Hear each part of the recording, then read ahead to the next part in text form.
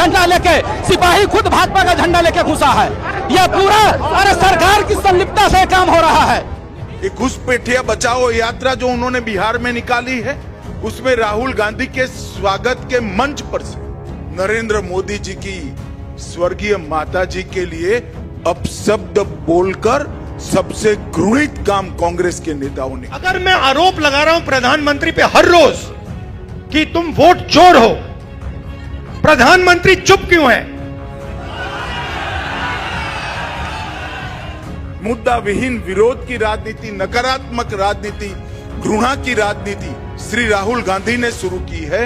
कांग्रेस की ऑफिस पर भाजपा का झंडा लेकर लाठियों से हमला, राहुल गांधी पर एफआईआर और पूरी भारतीय जनता पार्टी गाली देने वाले प्रकरण पर लाइव आ जाए, वीडियो रिलीज करे और टेलीविजन डिबेट पर केवल एक मुद्दा छाया हुआ है कि प्रधानमंत्री जी की मां का अपमान हुआ और बाकी मूल मुद्दे से बहस गायब कर दी जाए, तब आपको समझ लेना चाहिए कि भारतीय जनता पार्टी अपने राजनीतिक चक्रव्यूह में बुरी तरह घिर चुकी है और अब वो बौखलाहट में बहुत तरह के काम कर रही है। बात विषयांतर ना हो इसलिए फिर से कल वाली वीडियो में भी मैंने कहा, आज फिर से दोहराता हूं, जिस व्यक्ति ने प्रधानमंत्री नरेंद्र मोदी जी की मां का अपमान किया, गालियां दी, उस पर कड़ी से कड़ी कार्रवाई होनी चाहिए। मीडिया में आ रही खबर के मुताबिक उन लोगों पर कार्रवाई शुरू भी हो चुकी है। हम किसी भी राजनीतिक भाषा का, व्यवहार का, आचरण का, भाषाई मर्यादा का एक सम्मान न्यूनतम बरकरार रखना चाहते हैं और हम कहीं से भी गाली गलौज वाली संस्कृति का समर्थन नहीं कर सकते। और कल तो हमने विस्तार में बताया था कि जब भारतीय जनता पार्टी नैतिकता की बात करती है तो अपने अतीत को भूल जाती है। मगर फिलहाल आज की वीडियो में मैं आपकी स्क्रीन पर यह वीडियो चला रहा हूं, इसे गौर से देखिए। बिहार में सरकार है भारतीय जनता पार्टी की, मुख्यमंत्री नीतीश कुमार भले हैं, सरकार बीजेपी चला रही है और बीजेपी की सरकार केंद्र में है। गाली देने वाला एक व्यक्ति जो भले ही आरजेडी और कांग्रेस का मंच लगा है, उस मंच पर ये नेता गए नहीं और किसने गाली दी, कैसे गाली दी, जांच का विषय, कड़ी कार्रवाई होनी चाहिए। लेकिन यह जो वीडियो मैं आपको दिखाने जा रहा हूं, इस वीडियो में कांग्रेस के कार्यकर्ता अपने पार्टी कार्यालय सदाकत आश्रम करके है, उस पर तैयारी कर रहे हैं, कार्यक्रम की झंडे हैं, बैनर हैं, सब कुछ है। वहीं भारतीय जनता पार्टी के कार्यकर्ता रैली निकाल रहे थे विरोध प्रदर्शन में कि प्रधानमंत्री जी का अपमान हो रहा है और अचानक वो कार्यालय के ऊपर हमला कर दे रहे हैं और सेम स्क्रिप्ट, वही कहानी कि पहले अंदर से पत्थर मारा गया और उसके बाद हमने लाठियों से हमला कर दिया। अब आप दृश्य देख करके बेचैन हो रहे होंगे कि ये वाली कहानी तो मुसलमान, मस्जिद, पत्थर मार दिया, फिर हमने जवाबी कार्रवाई की, सेम स्क्रिप्ट से मिलती है। बाकी निर्णय मैं आपके ऊपर छोड़ता हूं कि इसके आगे इस रिश्ते पर आप क्या कहेंगे। लेकिन भारतीय जनता पार्टी ने यही बात कही कि वहां से पत्थर मारे गए, फिर हमने हमला कर दिया। लेकिन एक्चुअल में क्या हुआ, जरा वहां के एक कार्यकर्ता से सुनिए कि भारतीय जनता पार्टी की सरकार और भारतीय जनता पार्टी के लोग हमला कर दे रहे हैं भाजपा का झंडा हाथ में लेकर के। इस पर आप क्या कहेंगे? प्रशासन खुद झंडा लेके, सिपाही खुद भाजपा का झंडा लेके घुसा है। यह पूरा अरे सरकार की संलिप्तता से काम हो रहा है। नीतीश कुमार जी ऐसा काम जो करवा रहे हैं ना, ये पूरी तरह गलत है जो करवा रहे हैं। आप देखिए सिपाही झंडा लिए हुए हैं। वहीं दूसरी तरफ यह खबर आ रही है कि राहुल गांधी के ऊपर एक व्यक्ति ने एफआईआर कर दिया। मैं चाहता हूं कि सबसे पहले इस व्यक्ति का बयान सुनिए और फिर मैं एक बड़ी रोचक खबर बताऊंगा कि यह एफआईआर करने वाला कौन व्यक्ति है। पहले उसके बयान को सुन लीजिए। लोकसभा के नेता विरोधी दल राहुल गांधी के ऊपर एवं उनके नेताओं के ऊपर जिनके द्वारा यह सजाई गई थी मंच, उनके ऊपर हम लोगों ने कानूनी कार्रवाई करने के लिए एक आवेदन दिया है, जिसमें प्राथमिकी दर्ज गांधी मैदान थाने में की गई है। त्वरित इस मामले पर संज्ञान लेते हुए उन लोगों को उचित से उचित कार्रवाई की जाएगी। राहुल गांधी की जो एक कार्यक्रम होने वाली है 1 तारीख को पटना में, उस कार्यक्रम को हम पटना में नहीं होने देंगे। बिहार की जनता उसे नहीं होने देगी। वैसे लोग जो लोग प्रधानमंत्री और माननीय मोदी जी की मां को जो लोग गाली देते हैं, ये देश विरोधी लोग हैं, देश विरोधी लोग हैं। अब आपने इसको सुना, इसका नाम देखा। गांधी मैदान में थाना जो है उसमें जाकर के इसने राहुल गांधी के खिलाफ एफआईआर के लिए कंप्लेन की और कंप्लेन रजिस्टर हो गई, यानी एफआईआर तुरंत दर्ज कर ली गई। इस देश में जाने कितने लोग गरीब, कमजोर, मजलूम पुलिस थानों के चक्कर काटते रह जाएं, अपने वाजिब मुसीबत के लिए मदद मांगते रह जाएं। इतनी आसानी से एफआईआर तो इस देश में नहीं होती, लेकिन राहुल गांधी के खिलाफ एफआईआर दर्ज मीडिया चला रही है और राहुल गांधी को डराने की बात की जा रही है। राहुल गांधी ने एक बड़ी दिलचस्प बात की अपने एक वीडियो संविधान सुरक्षा सम्मेलन की शेयर करते हुए कि बेगुनाह इल्जाम लगने पर चुप नहीं बैठता और चोर पकड़े जाने पर खामोश हो जाता है। मोदी जी चुप हैं क्योंकि पता है चोरी पकड़ी गई है। सुनिए राहुल गांधी। अगर मैं आरोप लगा रहा हूं प्रधानमंत्री पे हर रोज कि तुम वोट चोर हो, प्रधानमंत्री चुप क्यों है? प्रधानमंत्री एक शब्द क्यों नहीं बोल रहा?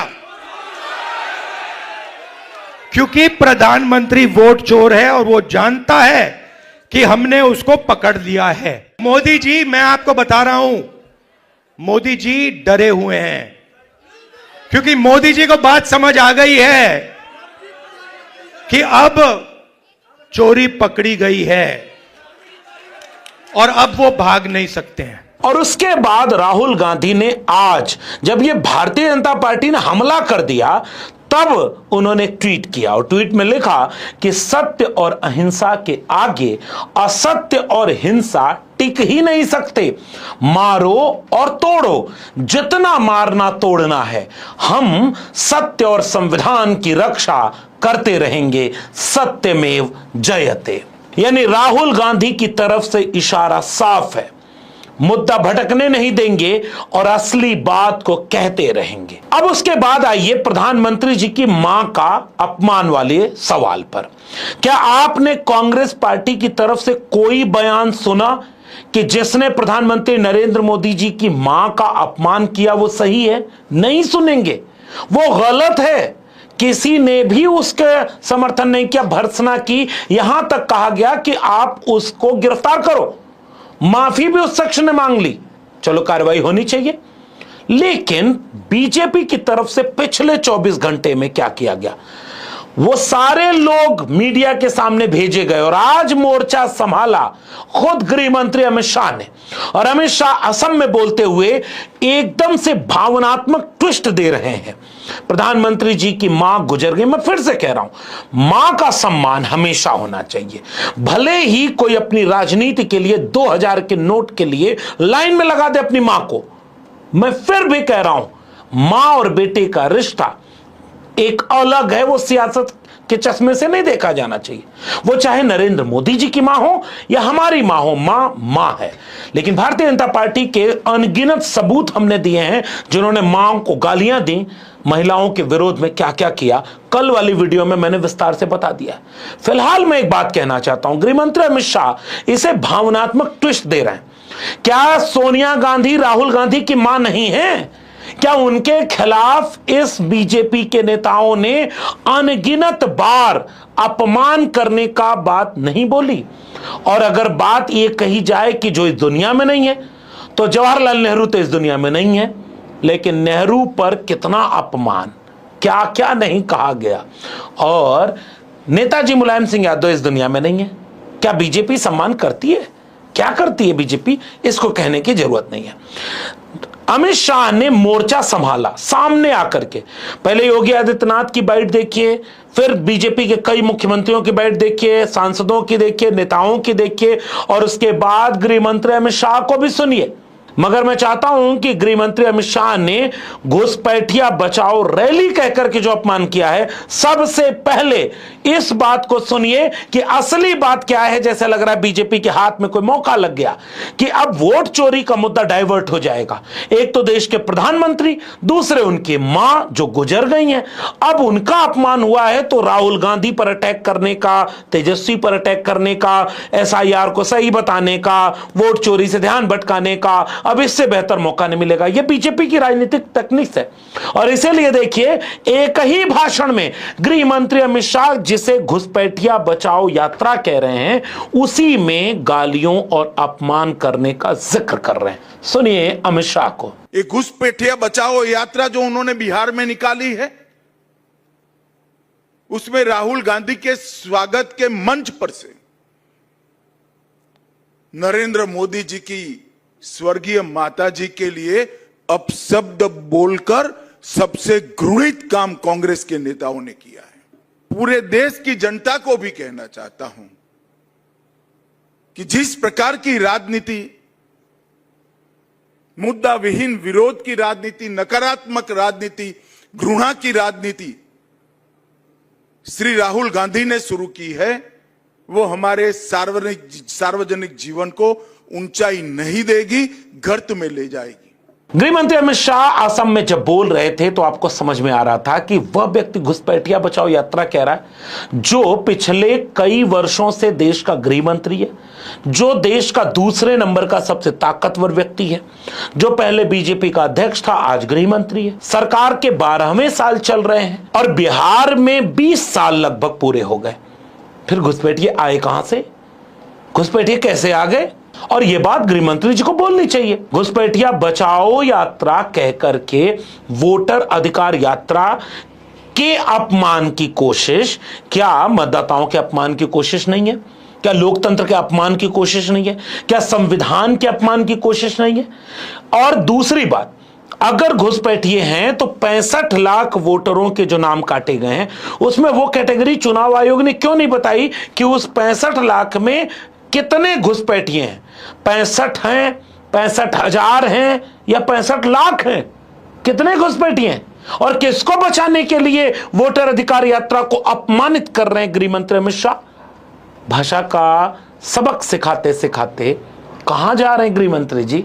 फिर मैं चाहता हूं कि अब उन लोगों को सुनिए जिनको बाकायदे मैसेज गया, भाई बयान दो, और सब लोगों ने बयान दिया। छोटा छोटा टुकड़ा आप केवल सुनते जाइए। राहुल गांधी और तेजस्वी यादव के मंच से भारत मां के लाडले सपूत यशस्वी प्रधानमंत्री श्री नरेंद्र मोदी जी की स्वर्गीय माताजी पर की गई अभद्र टिप्पणी इन पार्टियों के चरित्र और संस्कार को बताती है। यह मर्यादा का पतन की पराकाष्ठा है। ये जो अभद्र भाषा बोली गई 2 शहजादों द्वारा, ये सारी सीमाओं का उल्लंघन है। ऐसे बातों को न तो बिहार बर्दाश्त करेगा न देश बर्दाश्त करेगा। यह अभद्रता की सारी सीमा लांघ चुके हैं। ये 2 शहजादे का बिहार की धरती पर बिहार की संस्कृति का तिरस्कार भी इन लोगों ने किया है। फिर मीडिया के उन लोगों को भी देखिए जिन्होंने प्राइम टाइम डिबेट की। चुनाव जीतने की छटपटाहट विपक्ष में इतनी हावी हो चली है कि भाषा और व्यवहार की सारी मर्यादाएं टूट चुकी हैं। प्रधानमंत्री नेहरू भी रहे, प्रधानमंत्री इंदिरा गांधी भी रही, प्रधानमंत्री विश्वनाथ प्रताप सिंह भी रहे। सबसे ज्यादा गाली अगर किसी प्रधानमंत्री ने खाई है तो विश्वनाथ प्रताप सिंह ने खाई है। और गुनाह केवल इतना कि उन्होंने मंडल कमीशन की एक सिफारिश लागू कर दी थी। और आज वही भाजपाई जिन्होंने मुख्यमंत्री रहते कर्पूरी ठाकुर को गाली देने वालों का पूरा खेमा ही उन्हीं की तरफ वाला है। लालू प्रसाद यादव को गाली देने का खेमा उन्हीं की तरफ है। बिहार के सदन में गाली दी गई नेता प्रतिपक्ष को और उसके बाद सड़क पर गाली दे जाती। और वही भाजपा केवल अब प्रधानमंत्री तो भाई ठीक है वो बड़े हैं, तो क्या मुख्यमंत्री कर्पूरी ठाकुर थे तो गाली देना जायज था? राम नरेश वापस जाके भैंस चराओ, आरक्षण कहां से आई कर्पूरिया की मां, और dot dot dot, MA BA पास करेंगे कर्पूरिया को बांस करेंगे, जगदेव बाबू को गाली, BP मंडल को गाली, लालू प्रसाद यादव को गाली, चारा चोर की बात तो कल ही मैंने अपने वीडियो में बताई, टोटी से लेकर मुल्ला मुलायम, किसने कहा? ये भाजपाई संस्कार की बात करते हैं। असल में पूरा मुद्दा खेल क्या है कि अब तक एसआईआर पर, वोट चोरी पर और वोटर अधिकार यात्रा पर बनता हुआ नेशनल नैरेटिव यानी अखिल भारतीय विमर्श कैसे रुके, कैसे भटके, कैसे इस पर बातचीत बदल जाए, इसलिए एक मौका मिल गया। और मैं फिर से कह रहा हूं, कांग्रेस पार्टी, आरजेडी, तमाम इन दलों को अति सजगता की जरूरत है। कहीं भी भाई देखो, आपके बीच में कोई घुस जाएगा और आपका झंडा बैनर टोपी लगा करके कोई भी ऐसा काम कर सकता है कि असली मुद्दे से ध्यान भटक जाए। बहुत सजग रहने की जरूरत है। घिरी हुई बीजेपी असली मुद्दे पर नहीं लड़ेगी। जिस मुद्दे पर घिर गई है उस मुद्दे पर प्राइम टाइम डिबेट नहीं करवाएगी, उस मुद्दे पर मुख्यमंत्रियों और सांसदों से बयान नहीं दिलवाएगी, लेकिन इमोशनल कार्ड खेलेगी। इमोशनल कार्ड वो भी प्रधानमंत्री जी की मां का। अब कोई भी व्यक्ति इमोशनल हो जाएगा। अब गृहमंत्री अमित शाह जिस तरह से बोल रहे हैं, मैं पक्का गारंटी से कह रहा हूं कि जब प्रधानमंत्री जी जापान से लौटेंगे और बिहार जाएंगे, फिर देखिएगा प्रधानमंत्री जी इस मुद्दे को कैसे पकड़ते हैं, क्योंकि ये वही प्रधानमंत्री जी हैं जिन्होंने गाली खाने वाली बात कही थी। और देखिएगा इमोशनल ढंग से इसको भी ट्विस्ट कर देगी पूरी बीजेपी की आईटी सेल। और एक बात और बड़ा गंभीरता से समझ लीजिएगा, गाली राहुल गांधी ने नहीं दी और गाली तेजस्वी ने दी, लेकिन जोड़ा जाएगा राहुल गांधी और तेजस्वी से। लेकिन मोदी जी से लेकर के बीजेपी के टॉप लीडर्स जो अपमानित भाषा बोलते हैं, इसकी तुलना कार्यकर्ता से की जाएगी कि वहां एक व्यक्ति साधारण कार्यकर्ता बोल दिया और यहां कार्यकर्ता क्या बोलते हैं। अब दूसरी बात, राहुल गांधी का तेवर सख्त है कि मोदी वोट चोर है, तो बीजेपी को वोट चोरी का जवाब देना चाहिए। चुनाव आयोग दे नहीं पाया, दोबारा प्रेस कॉन्फ्रेंस कर नहीं पा रहा, फिर आगे इस मुद्दे पर केंद्रीय मुद्दे को भटका करके, क्या ऐसा नहीं लगता कि बीजेपी चाहती है कि हेडलाइन बदल जाए? और अब यह मुद्दा हाथ से नहीं जाना चाहिए। कल सारे मुख्यमंत्रियों का बयान आया, टीवी पर प्राइम टाइम डिबेट हुआ, आज गृहमंत्री जी का बयान आया, आज शाम को फिर से इसी पर डिबेट होगा, लिख के रख लीजिए। ना डोनाल्ड ट्रंप के 50% टैरिफ बढ़ाने पर डिबेट होगी, न वोटर अधिकार यात्रा में अपार जनसमूह, इस पर डिबेट होगी। लेकिन डिबेट इस बात पर जरूर होगी कि प्रधानमंत्री जी की मां का अपमान हो रहा है और खुद प्रधानमंत्री जी का अपमान हो रहा है। बाकी समझदार आप भी हैं कि असली मुद्दा कहां है जहां बीजेपी बुरी तरह फंस गई है। फिर बीच में आरएसएस आएगा। अभी मेरी ये वाली वीडियो देखी ना कि 75 साल पूरे हो गए तो न मैं रिटायर होऊंगा न किसी को रिटायर होने को बोलूंगा, यानी समझौता हो जाए।